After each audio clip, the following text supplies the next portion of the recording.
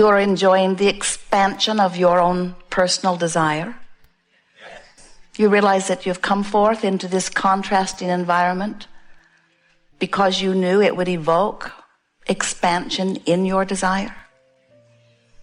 Do you know that before you emerged into this body, that you realized that the variety that surrounds you would help you to come to constant new conclusions about what you want, and that you understood that there would always be a new desire within you, freshly hatched, that you had not quite completely come up to speed with. So there would always be something more to realize in terms of full manifestation than you ever have realized. In other words, you never get it done.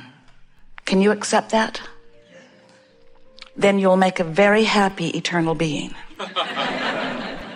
If you can't accept that, if there are things that you want, that life has caused you to realize that you want, and they have not yet come to fruition, and you are feeling uncomfortable about the absence of this thing, these things, whatever they are that you want, then you are causing unnecessary grief to yourself. You're causing an unnecessary split in your own vibration.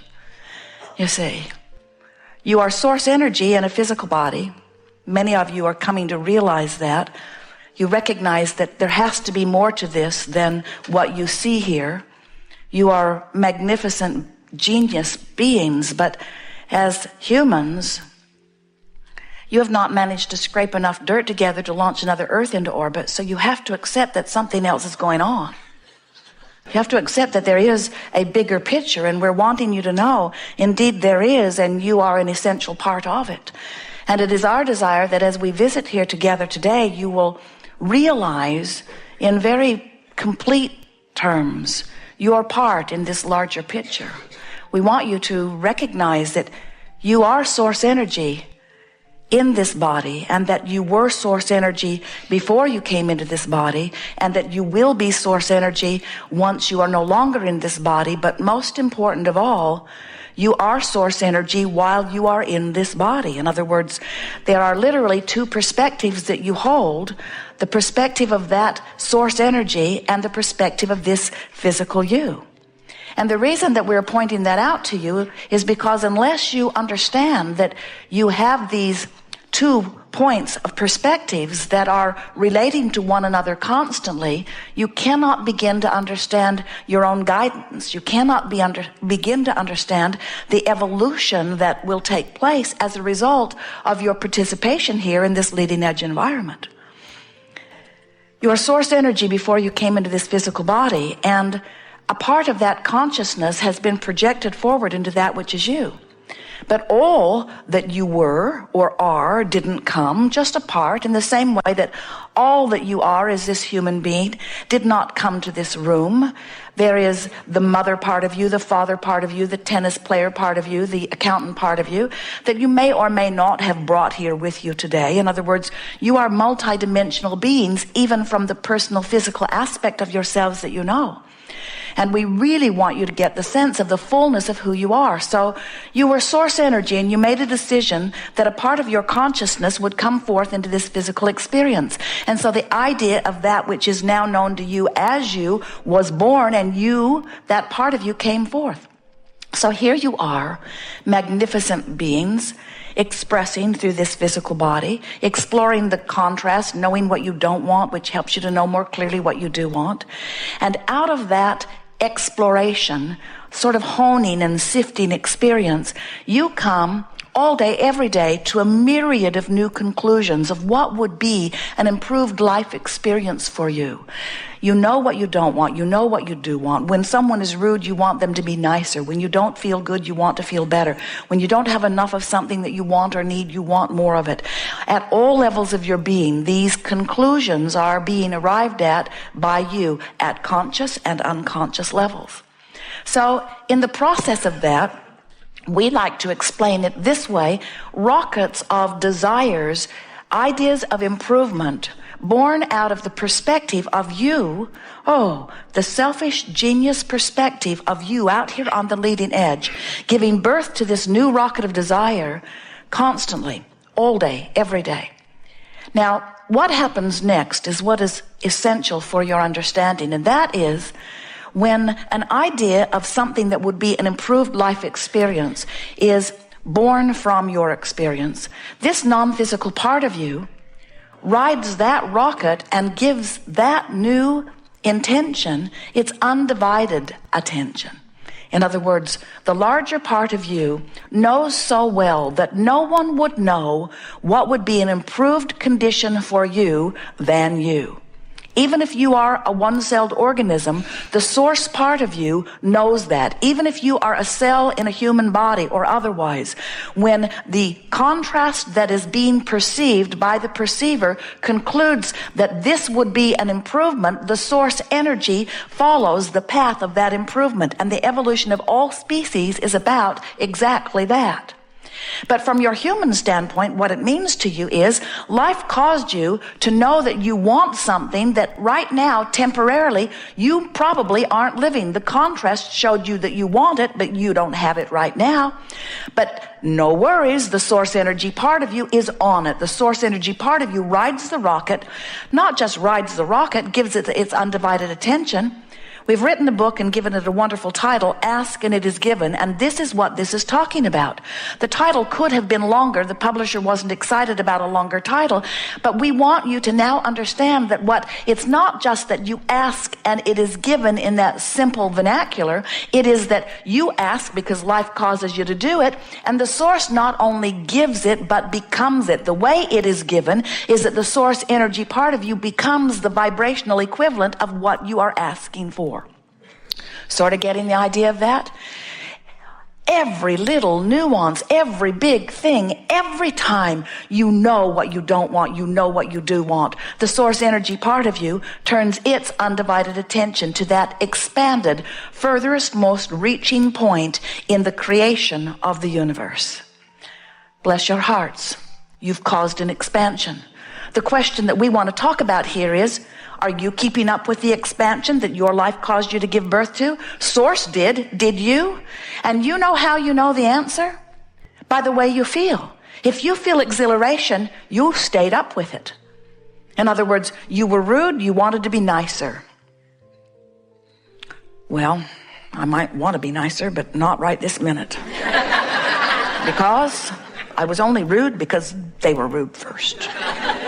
And we say, the source energy part of you became clearer about human dynamics and held the thought of the improved relationship, and your beating the drum of what you don't like is causing a separation, a vibrational split in your energy, which you feel in the form of emotion.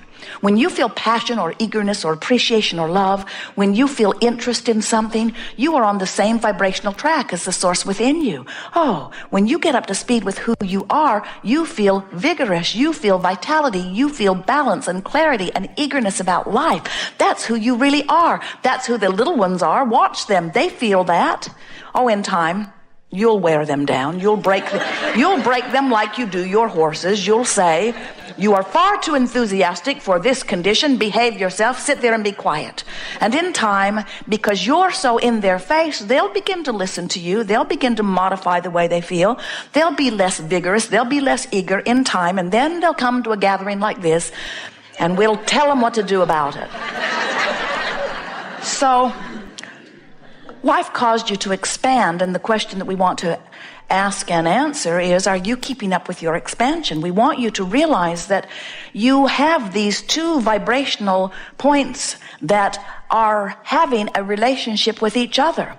And when who you are letting yourself be by virtue of what you're thinking and who you have become are on the same vibrational wavelength, you feel good. You call it alignment. We call it tuned in, tapped in, turned on. We call it being who you really are, being in alignment with the total you. We call it being in alignment with the source within you. There are all kinds of different words that you can use to describe it, but the most important thing is you feel great when you're doing that.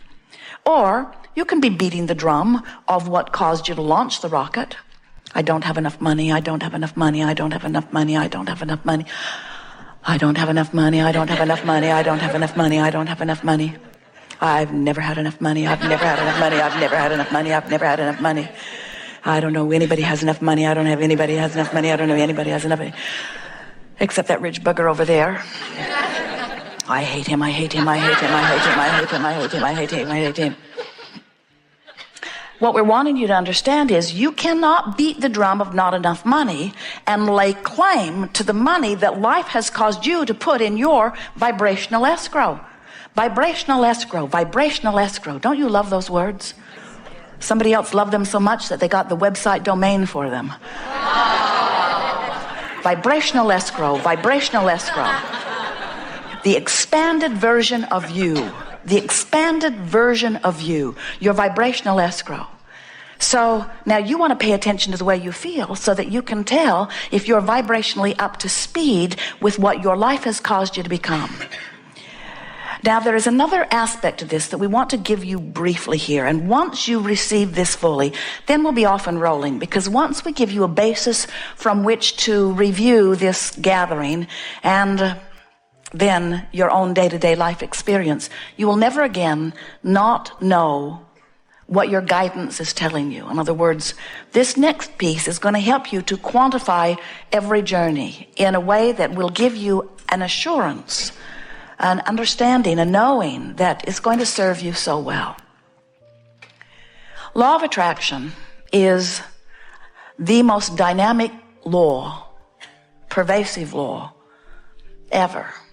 It exists in all dimensions, and it is responding to vibration, which is the basis of everything. Law of attraction says that when a frequency is offered, and a thought is a frequency, an energy, a vibration, that when a frequency is offered, that other frequencies that match it will align with it. You sort of get off track when you think about it in terms of magnetics, but you understand it more clearly when you think in terms of radio signals. You know that you can't set your radio dial on 6:30 a.m. and hear what's being broadcast on 98.7.